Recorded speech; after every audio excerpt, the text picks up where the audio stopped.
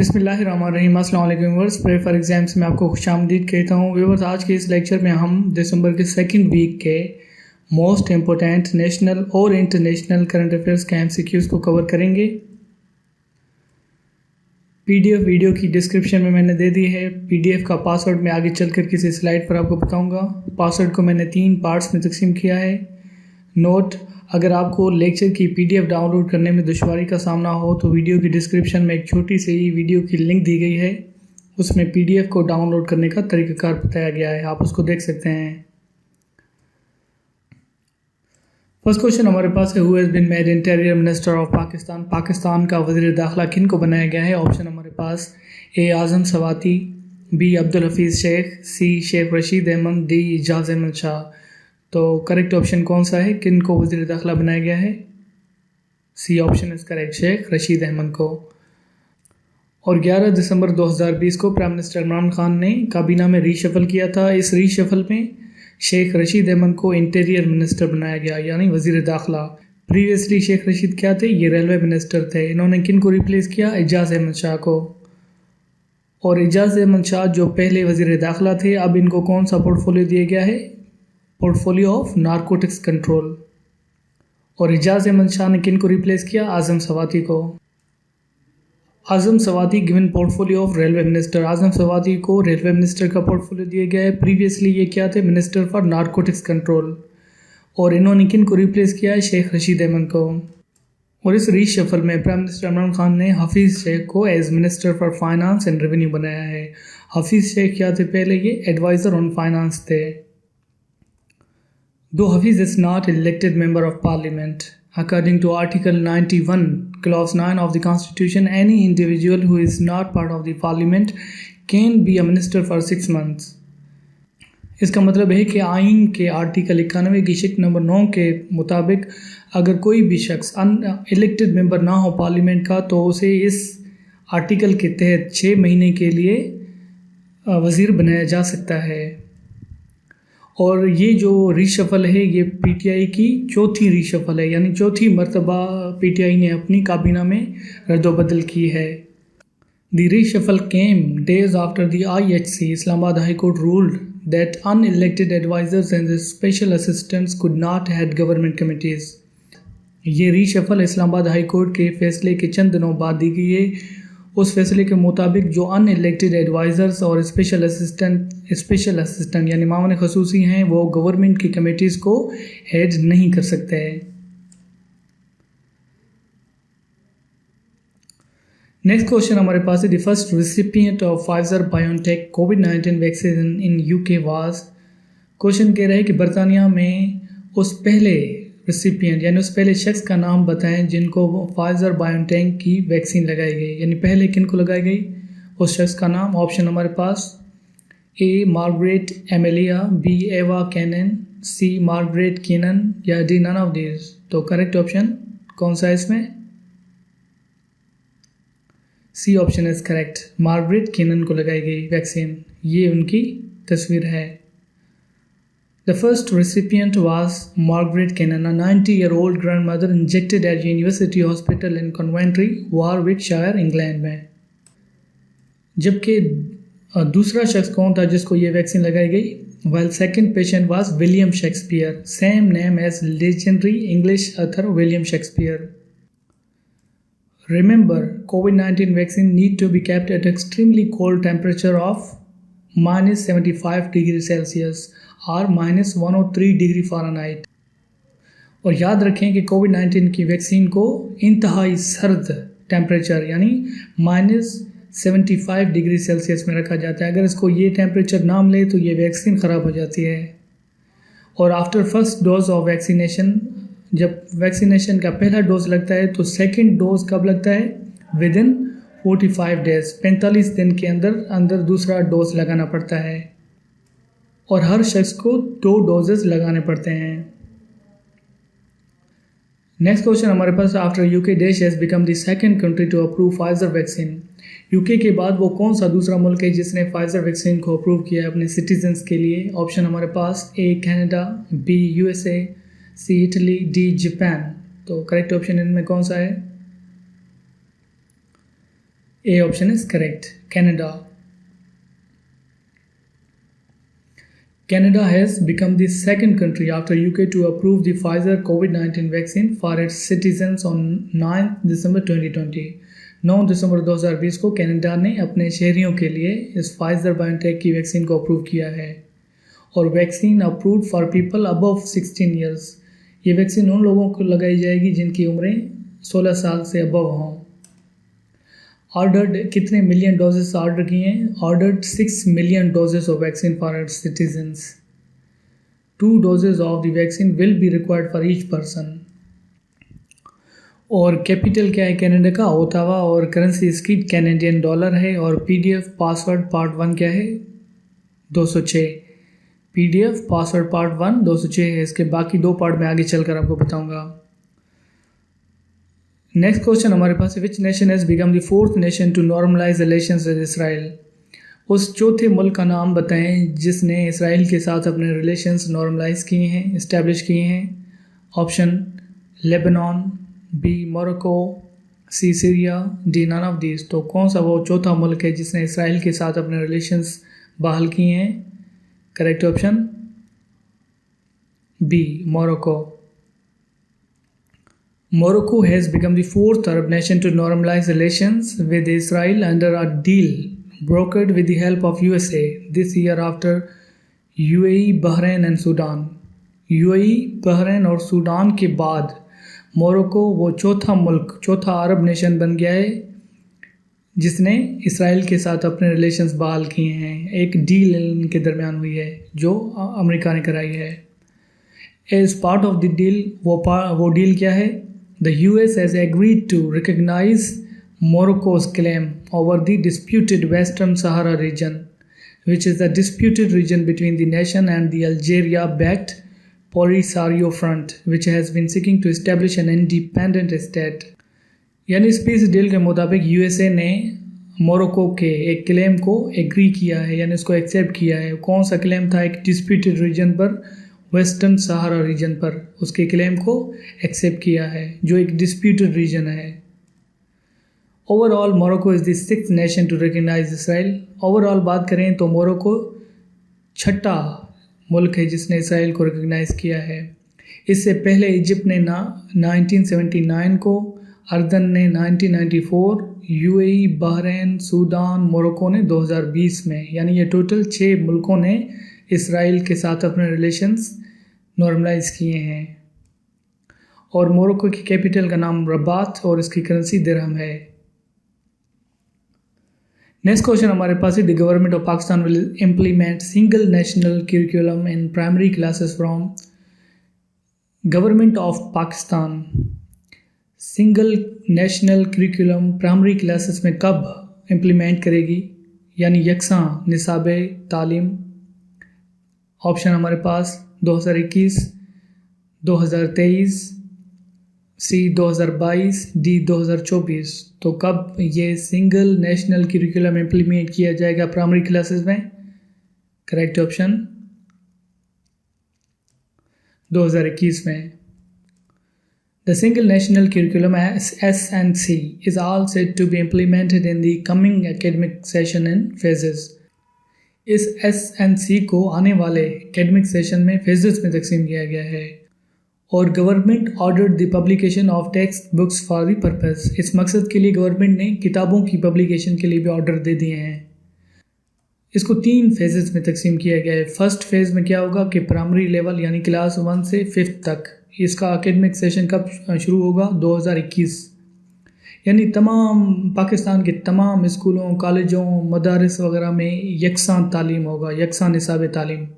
ठीक है, तो फर्स्ट फेज़ में प्राइमरी लेवल क्लास 1 से 5th तक। सेकंड फेज़ में सेकेंडरी लेवल होगा क्लास 6 से 8 तक। इसको इम्प्लीमेंट कब किया जाएगा? 2022 में।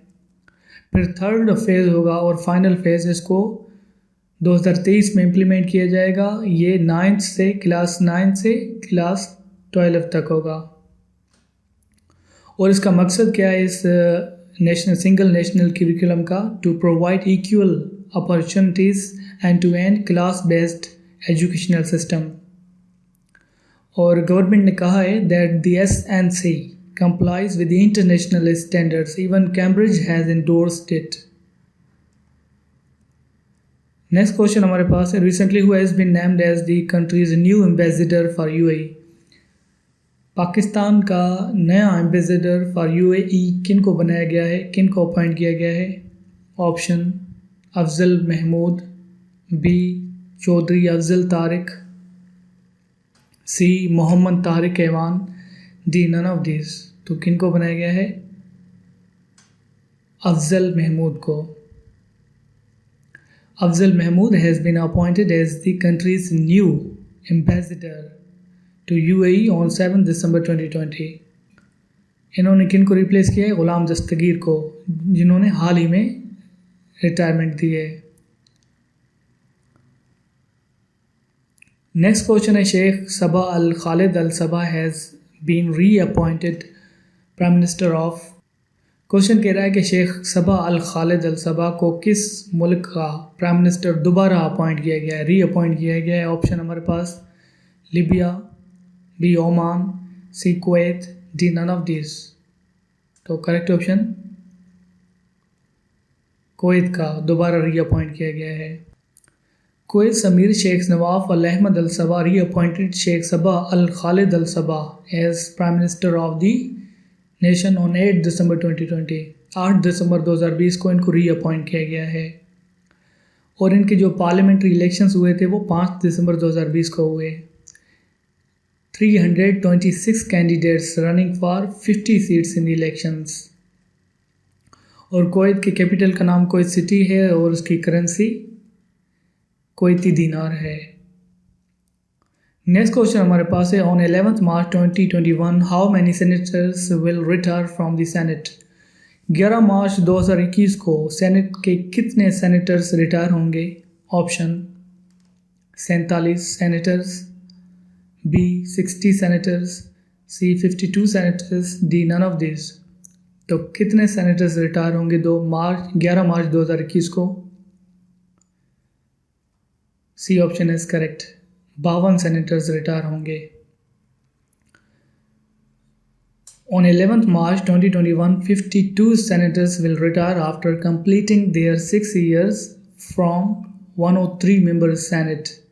103 मेंबर के सेनेट में 52 सेनेटर्स रिटायर हो जाएंगे अपनी 6 साल मुद्दत पूरी करने के बाद। हालांकि जो सेनेट में 104 मेंबर होते हैं, मैं आगे आपको बता रहा हूँ। The total strength of senate is 104, यानी 104 होते हैं इसमें टोटल सेनेट के मेंबर की तादाद। But former finance minister of the PMLN Ishaq Dar has not taken oath as senator, living self exile in London. और इनके जो सेनेटर है उनकी टर्म क्या होती है? 6 साल। और इसमें 50% यानी हाफ जो रिटायर हो जाते हैं 3 सालों के बाद। The upcoming Senate will comprise 98 members as there will be no election on the 4 vacant seats from the country's tribal areas after their merger with KP. Therefore, the Senate elections always depend on the party positions in the 4 provincial assemblies and the National Assembly. और याद रखें कि 15 दिसंबर 2020 को government ने decide किया है कि वो जो सेनेट के इलेक्शंस हैं वो मार्च की बजाय फरवरी में मुनक्किद करेंगे। यहाँ पर मैं आपको बताऊँ कि सेनेट की डिस्ट्रीब्यूशन कैसे होती है। तो सेनेट में जो नशस्तें होती हैं वो 4 सूबों में बराबर होती हैं, डिस्ट्रीब्यूट की जाती हैं। यानी हर सूबे में 23-23, यहाँ आप देख सकते हैं 23-23 4 सूबे हैं, तो यहाँ इनको हर एक को 23-23 नशस्तें हैं। अगर हम डिटेल में जाएँ तो सिंध की 14 जनरल सीट्स हैं, टेक्नोक्रेट्स या उलमा के लिए 4, वुमेन के लिए भी 4 और नॉन मुस्लिम के लिए 1, टोटल इसकी 23। ठीक है। फिर पंजाब में जनरल सीट्स 14, इस तरह 4-4 ये आप देख सकते हैं। फिर बलूचिस्तान में भी इनकी डिटेल आप खुद पढ़ सकते हैं, लेक्चर लंबा हो जाएगा इसलिए मैं आपको नहीं बता रहा। इसी तरह फिर ये फेडरल कैपिटल है, इस्लामाबाद के लिए 4 सीटें हैं और फाटा की 8 सीटें हैं। टोटल इसकी सीट्स कितनी हैं? 104। नेक्स्ट क्वेश्चन हमारे पास है which country recently placed Pakistan and 9 other countries on violators of religious freedom list. किस मुल्क ने पाकिस्तान और दूसरे 9 मुल्कों को रिलीजियस फ्रीडम लिस्ट की वायलेटर्स लिस्ट में रखा है? ऑप्शन हमारे पास USA, B China, C France, D Germany. तो किस मुल्क ने पाकिस्तान और दूसरे 9 मुल्कों को इस लिस्ट में रखा है? करेक्ट ऑप्शन इज USA ने। USA on 8 December 2020 has designated Pakistan, China, Iran, Saudi Arabia, Tajikistan, Turkmenistan, Nigeria, North Korea, Myanmar, and Eritrea as countries of particular concerns. Countries of particular concerns under its international religious freedom. यानी इसका मतलब है कि America ने इन तमाम ममालिक को इस लिस्ट में इसीलिए रखा है कि इनमें मजहबी आज़ादी नहीं।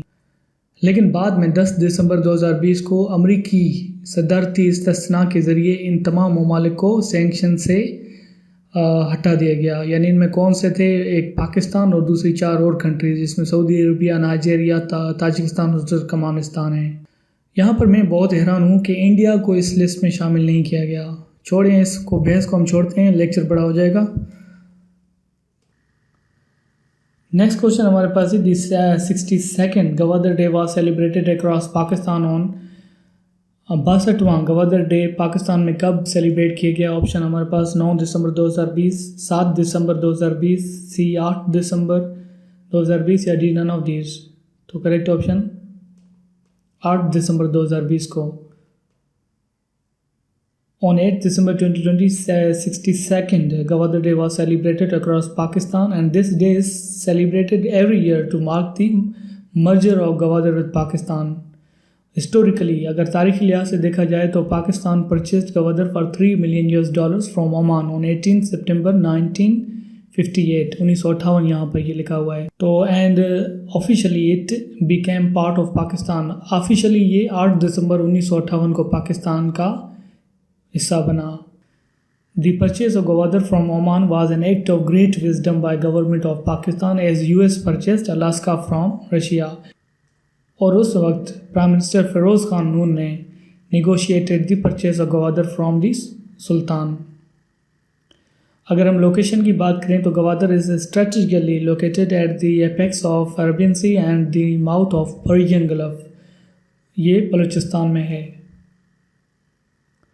नेक्स्ट क्वेश्चन हमारे पास है, the women journalist Malala Maiwand was shot dead on 9 December 2020 belong to. Question कह रहा है कि एक खातून जर्नलिस्ट मलाला माईवंद को 9 दिसंबर 2020 को शॉट किया गया, वो किस मुल्क से ताल्लुक़ रखती थी? ऑप्शन हमारे पास Iran, B Afghanistan, C Kuwait, D none of these. तो करेक्ट ऑप्शन इसमें कौन सा है? Afghanistan. Malala Maiwand was shot on 9 December 2020. Her driver Mohammad Tahir was also killed. She was a journalist at Inicast TV and radio.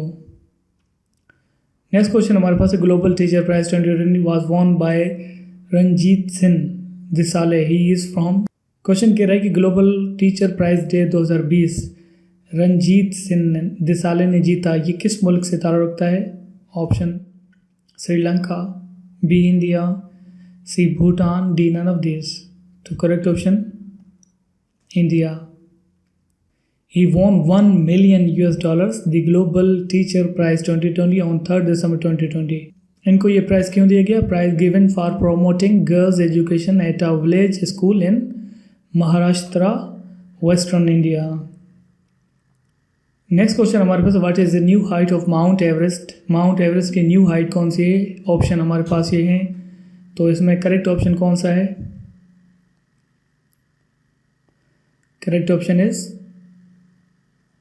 C 8,848.86 metres, 86 centimetres more than previous measurement. Previous इसकी जो measurement थी वो कितनी थी? 8,848 metre. The new height announced jointly by Nepal and China on 8 December 2020. और K2 जो पाकिस्तान में उसकी बुलंदी कितनी है? 8,611 metres. This is the second highest mountain in the world. Location इसकी पाकिस्तान है। नेक्स्ट हमारे पास है, Pakistan has recently returned instalment of soft loan of $1 billion to which country? Pakistan ने हाल ही में किस मुल्क को सॉफ्ट लोन के तहत 1 बिलियन की इंस्टॉलमेंट वापस की है? Option A UAE, B Saudi Arabia, C China, D none of this. Correct option Saudi Arabia. Pakistan has returned $1 billion to Saudi Arabia as the second installment of a $3 billion soft loan on 15 December 2020. 15 दिसंबर 2020 को पाकिस्तान ने 3 billion जो soft loan था Saudi Arabia से लिया था उसकी second instalment दे दी है। और इस सेकंड इंस्टॉलमेंट में चाइना ने पाकिस्तान की मदद की है। और इसकी जो अगली नेक्स्ट 1 बिलियन की इंस्टॉलमेंट होगी वो अगले महीने दी जाएगी सऊदी अरबिया को। और याद रखें, Saudi Arabia gave Pakistan a $3 billion loan and a $3.2 billion oil credit facility in late 2018. Next question हमारे पास है, South Africa will tour to Pakistan after dash years to play 2 test and 3 ODIs। South Africa Pakistan का tour करेगा कितने सालों के बाद? 2 test और 3 ODIs खेलने के लिए। करेक्ट ऑप्शन हमारे पास ए 13 ईयर्स, बी 15 ईयर्स, सी 12 ईयर्स या डी नन ऑफ दिस। तो कितने सालों के बाद साउथ अफ्रीका पाकिस्तान आएगा? 13 ईयर्स, 13 सालों के बाद। PCB, Pakistan Cricket Board, on 9 December 2020 finally announced that South Africa will tour to Pakistan after 13 years. They will play 2 tests and 3 ODIs between January 26 and Feb 14 next year. And the tour holds tremendous significance since many leading teams in world cricket refused to tour Pakistan due to security reasons following ghastly terror attack on Sri Lankan cricket team in Lahore in 2009. Next question हमारे पास है, which country will host the world economic forum 2021। 2021 का world economic forum कौन सा मुल्क host करेगा? Option Singapore, B Indonesia, C Pakistan, D UAE। Correct option इसमें कौन सा है? Singapore. WEF World Economic Forum 2021 will be moved from Davos in Switzerland to Singapore due to COVID-19. A special annual meeting will be held from 13 to 16 May 2021 in Singapore. PDF password part 2 क्या है? 293। बाकी इसका last part आगे चलकर मैं आपको बताऊंगा। और वर्ल्ड इकोनॉमिक फोरम का हेडक्वार्टर स्विट्जरलैंड में है। इसकी फॉर्मेशन जनवरी 1971 को हुई। नेक्स्ट क्वेश्चन हमारे पास है, who is the current chairman of FPSC federal public service commission. Federal public service commission के करंट चेयरमैन कौन है? Option captain retired Maroof Afzal, B Haseeb Athar, C Tauseef Nasir, D none of these. तो कौन है current chairman FPSC? D none of these. The current chairman, Captain retired Maruf Afzal, died of coronavirus on 10 December 2020. 10 दिसंबर 2020 को इनके corona virus की वजह से इनकी डेथ हुई। Before assuming the new office, he was appointed for the post on 11th November 2020. Next question हमारे पास है, recently which country awarded Egypt's Abdel Fattah al-Sisi with its highest Grand Cross of the Legion of Honor? Question कह रहा है कि हाल ही में किस मुल्क ने मिस्र के सदर अब्दुल फताह अल सीसी को अपने मुल्क के highest Grand Cross of the Legion of Honour के अवार्ड से नवाजा है? Option Israel, B Germany, C France, D none of this. तो करेक्ट ऑप्शन किस मुल्क ने दिया है? फ्रांस ने। French president Emmanuel Macron gave his Egyptian counterpart Abdel Fattah al-Sisi is country's highest award, Legion of Honor, 10 दिसंबर 2020 को इनको दिया है। और इस अवार्ड को देने के बाद फिर 2 प्रोमिनेंट इटालियन जर्नलिस्ट थे, उन्होंने अपने ये जो हाईएस्ट अवार्ड हैं वापस कर दिए इन प्रोटेस्ट। क्यों वापस किए हम देखते हैं। On the other side 2 prominent Italians announced on 14 December 2020 that they were returning their Legion of Honor awards in protest at Paris decision to give the award to Egyptian president. They cited, यानी उन journalist ने क्या कहा है, that 2016 killing of an Italian student in Cairo to explain decision. और France की capital का नाम पेरिस, इसकी करेंसी यूरो या CFA फ्रांक है। और इजिप्ट के कैपिटल का नाम कायरो और इसकी करेंसी इजिप्शियन पाउंड है। नेक्स्ट हमारे पास है question, UNESCO has decided to launch an international prize that will be named after which late political figure. किस पॉलिटिकल फिगर के नाम पर होगा? Option Benazir Bhutto, C B Sheikh Mujibur Rahman, C Zulfikar Ali Bhutto, D none of this. तो ये अवार्ड किसके नाम पर होगा? B option is correct, Sheikh Mujibur Rahman. The United Nations Educational, Scientific and Cultural Organization has decided to launch the UNESCO Bangladesh Bangabandhu Sheikh Mujibur Rahman International Prize। और ये price launch होगा किस फील्ड में? The prize will be launch in the field of creative economy starting from November 2021। अगर हम शेख मुजीबुर रहमान की बात करें तो Sheikh Mujibur Rahman was a Bangladesh politician. जैसा आपको सबको पता है, इसको फादर ऑफ नेशन माना जाता है अपने मुल्क का, यानी बांग्लादेश का। He was first president of Bangladesh and then prime minister. फिर इसके बाद 17 अप्रैल 1971 से ये प्राइम मिनिस्टर थे। और इसकी जो असैसिनेशन हुई थी वो 15 अगस्त 1975 को हुई। और बांग्लादेश अपनी आज़ादी का दिन इंडिपेंडेंस डे कब मनाता है? 26 मार्च 1971 को। नेक्स्ट क्वेश्चन हमारे पास, recently Lebanese court charged 3 ex ministers and देश for deadly Beirut blast. Option Hassan Diab, B Fadi Swan, C Hassan Khalil, D none of these. तो करेक्ट ऑप्शन हसन दियाब है। All 4 were accused of carelessness and negligence on 10 दिसंबर 2020। 10 दिसंबर 2020 को इनको charge किया गया। क्यों? Carelessness और negligence की वजह से ये जो बेरूत ब्लास्ट हुआ था। आफ्टर ब्लास्ट हसन दियाब ने रिज़ाइन दे दिया था, लेकिन but stayed in capacity of care taker prime minister. और याद रखें कि 4 अगस्त 2020 को a large amount of ammonium nitrate nearly 2,700 tons stored at the port of city of Beirut exploded। और इस एक्सप्लोजन में 204 लोगों की डेथ हुई थी और इसमें इंजर्ड 6,500 लोग ज़ख्मी हुए। और लबनान के कैपिटल का नाम पेरूत और उसकी करेंसी लबनानी पाउंड है। नेक्स्ट हमारे पास क्वेश्चन है, Joe Biden has chosen whom as pentagon chief on 7 December 2020। Question कह रहा है कि 7 दिसंबर 2020 को जो बाइडन ने पेंटागन का चीफ किसको बनाया है? Option John Austin, B John Kirby, C Lloyd Austin या डी नन ऑफ दिस। तो किन को बनाया है? C option is correct. Joe Biden on 7 December 2020 chosen first black general as Pentagon chief, लियोड ऑस्टिन as the first African American secretary defence. Next question हमारे पास है, after British Airways which an other British airline started operation in Pakistan. British Airways के बाद किस दूसरी British airline ने पाकिस्तान में अपनी ऑपरेशन शुरू की हैं, परवाज़ें यानी शुरू की हैं? Option A Virgin Atlantic, B Qatar Airways, C Air Arabia, C D none of this. तो correct option A Virgin Atlantic. After British Airways resumption of operation in Pakistan, another British airline Virgin Atlantic has launched its flights for Pakistan on 11 दिसंबर 2020।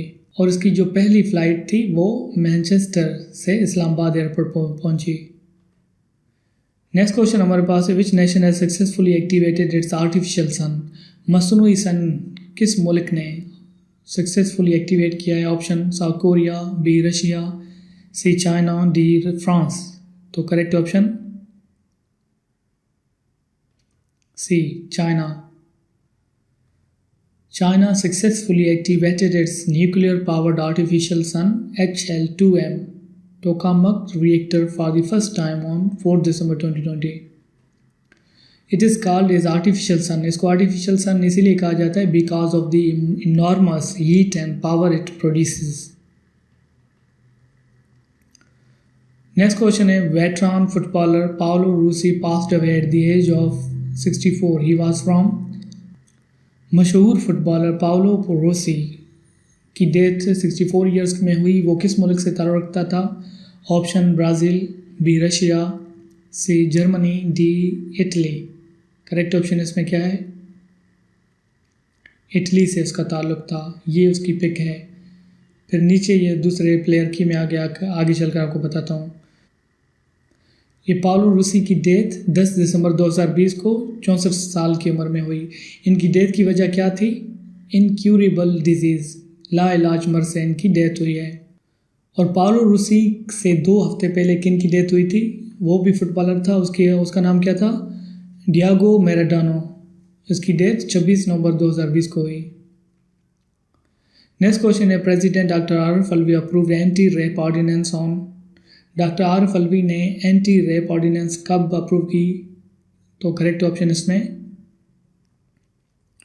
15 दिसंबर 2020। और इस ordinance के मुताबिक जो rape के trials होंगे वो 4 महीनों के अंदर कंप्लीट किए जाएंगे और इसके लिए स्पेशल कोर्ट्स भी बनाए जाएंगे। इसके अलावा केमिकल कास्ट्रेशन की भी इजाज़त दी गई है, यानी ऐसे कन्विक्टेड लोग जो सेक्सुअल अब्यूज़ में मुलविस हों उनको कीमियाई तौर पर नामर्द भी बनाया जाएगा। नेक्स्ट क्वेश्चन हमारे पास है, Sindhi culture day was celebrated in Pakistan. Sindhi culture day Pakistan में कब सेलिब्रेट किया गया? ऑप्शन 9 दिसंबर, 7 दिसंबर, सी 6 दिसंबर या डी नन ऑफ दीज। तो सिंधी कल्चर डे कब बनाया गया? 6 दिसंबर 2020 को। और ये सिंधी कल्चर डे 6 दिसंबर 2020 को मनाया गया। हर साल ये मनाया जाता है 6 दिसंबर को। नेक्स्ट क्वेश्चन है, who has been named Time magazine's 2020 person's of the year. Option Joe Biden, B Justin Trudeau, C Donald Trump, D Imran Khan. तो correct option Joe Biden. Time magazine has named US President-elect Joe Biden and Vice President-elect Kamala Harris as 2020 Persons of the Year. Next question हमारे पर, recently which of the following countries PM passed away due to COVID-19। कौन से मुल्क के prime minister की death coronavirus की वजह से हुई है हाल ही में? ऑप्शन हमारे पास है Lesotho, B Eswatini, C Malawi या डी नन ऑफ दिस। तो किस मुल्क के प्राइम मिनिस्टर की डेथ कोरोना वायरस की वजह से हुई है? Correct option is B Eswatini's Prime Minister Ambrose Dlamini, who was tested positive for COVID-19, passed away after being hospitalized in South Africa. Died at the age of 52 on 13 December 2020. Next question हमारे पास है, Pakistan signed for $1 billion foreign loans in fiscal year 2019-20। Question कह रहा है, माली साल 2019-20 में पाकिस्तान ने कितने बिलियन $US गैर मुल्की कर्जा लिया हुआ है? Option A 14.4 billion $, B 12.8 billion $, C 10.5 billion $, D none of this. Correct option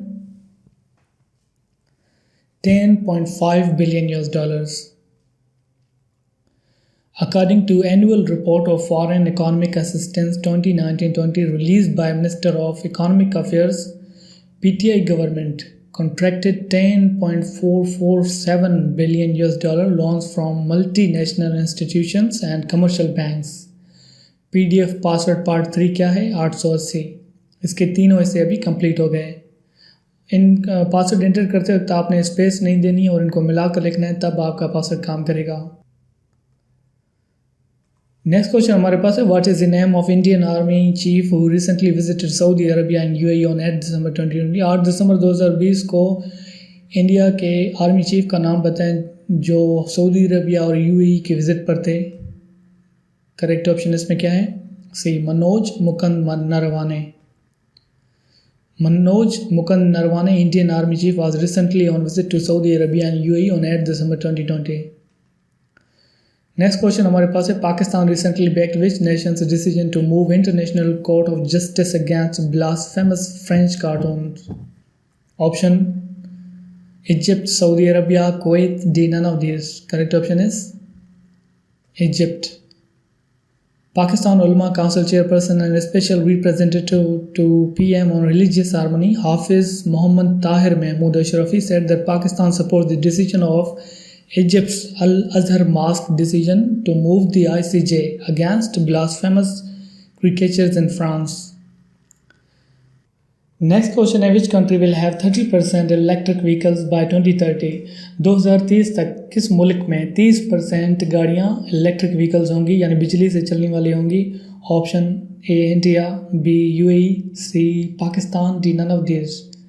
correct option Pakistan. Pakistan has informed the international community that it's working on a plan to ensure that by 2030 at least 30% of the vehicles in Pakistan will work with electricity. Next question है, which country's prime minister resigned after his party lost elections? किस मुल्क के prime minister ने इस्तीफा दे दिया क्योंकि उनकी party election हार गई?